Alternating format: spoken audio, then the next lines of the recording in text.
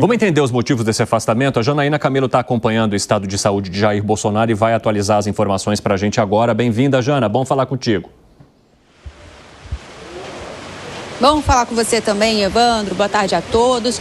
Pois é, eu estou inclusive aqui no hospital onde Jair Bolsonaro está internado, aqui em Brasília.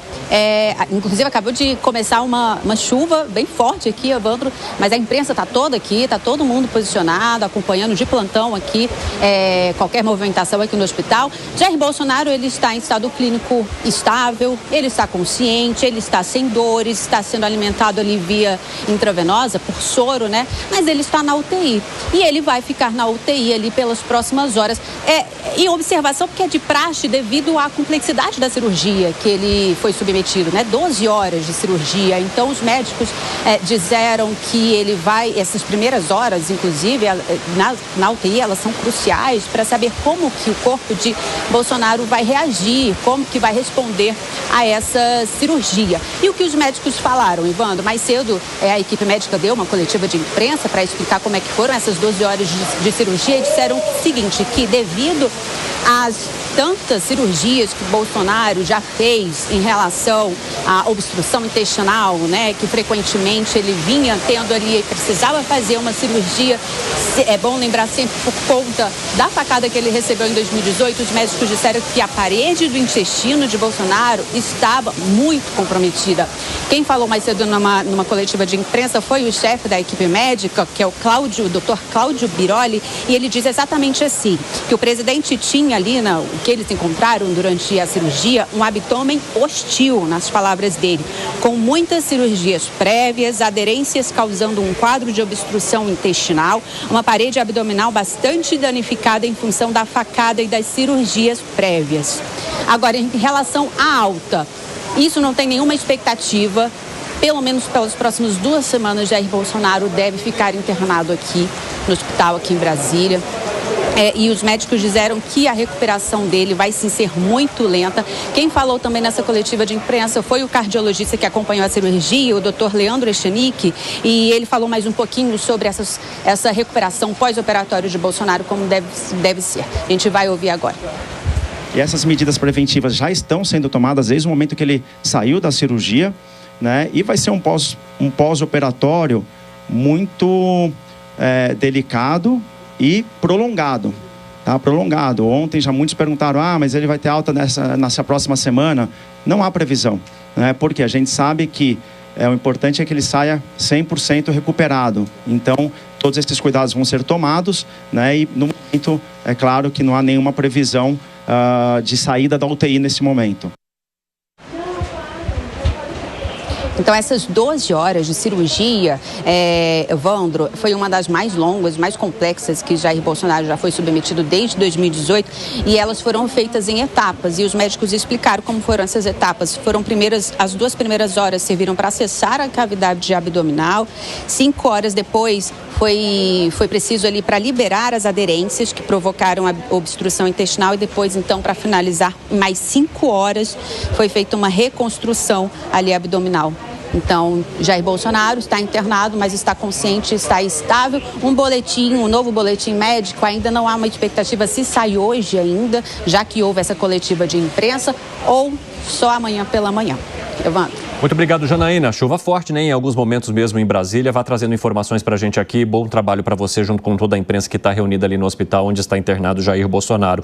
José Maria Trindade, Jair Bolsonaro estava num movimento intenso, né? Praticamente numa campanha para mobilizar as pessoas em apoio a esse PL da anistia e outras situações também relacionadas ao julgamento dele no Supremo Tribunal Federal. Agora vem a equipe médica e, de certa forma, joga um balde de água fria nessa movimentação, especificamente, eu digo, viagens, manifestações, participações de Jair Bolsonaro em protestos e enfim, por causa do que eles chamam de uma recuperação intensa e muito delicada. Como é que você avalia esse momento para o ex-presidente e para as pautas que ele está defendendo? Pois é, o interessante é que um amigo meu esteve com ele 2 dias antes dele sentir essas dores e perguntou: presidente, como é que está aí a sua situação? Ele mostrou a barriga toda cheia de remendos, né?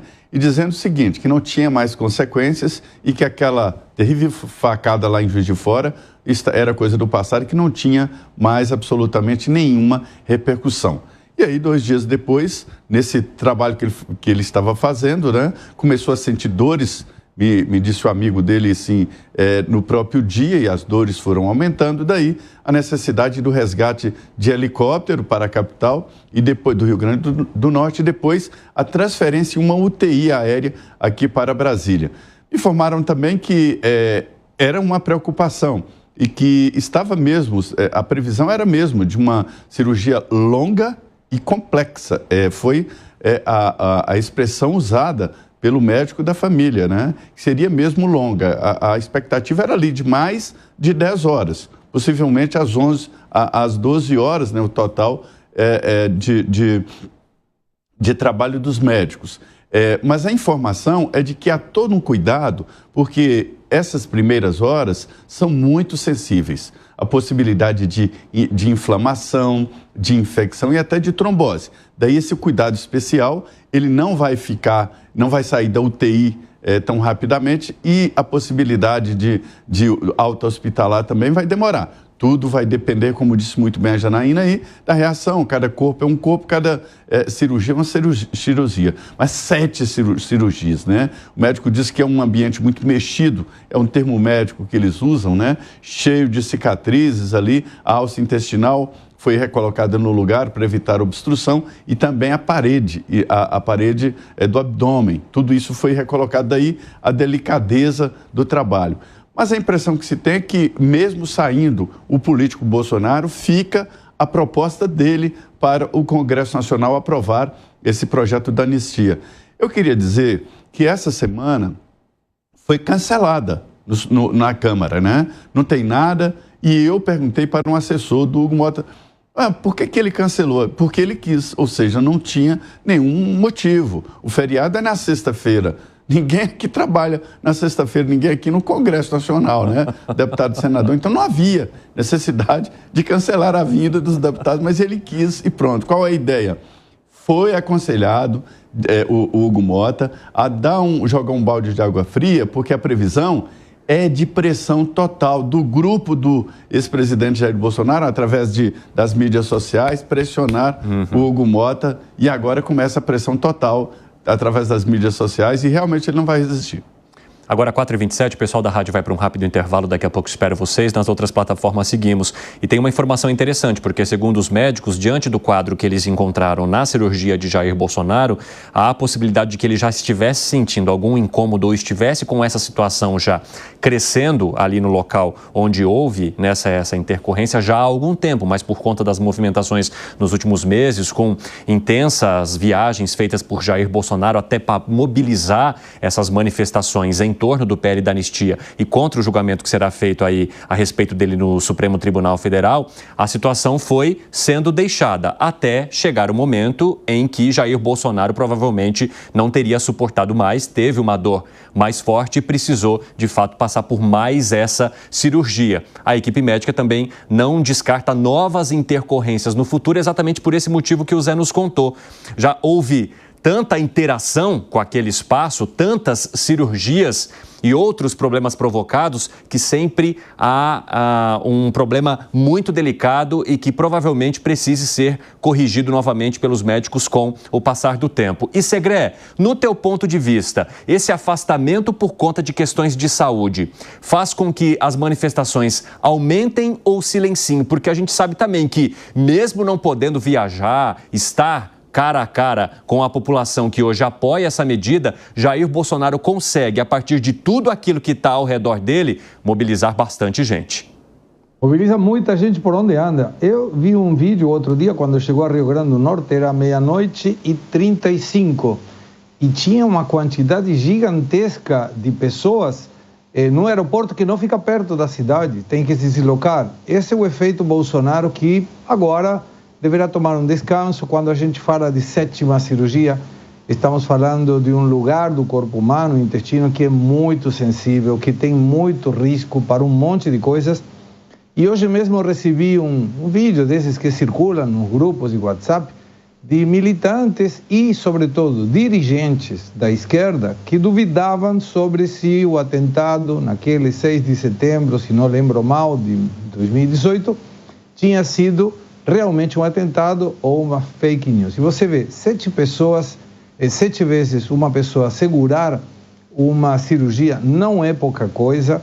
Estamos falando de alguém que já tem 70 anos e que não para um minuto.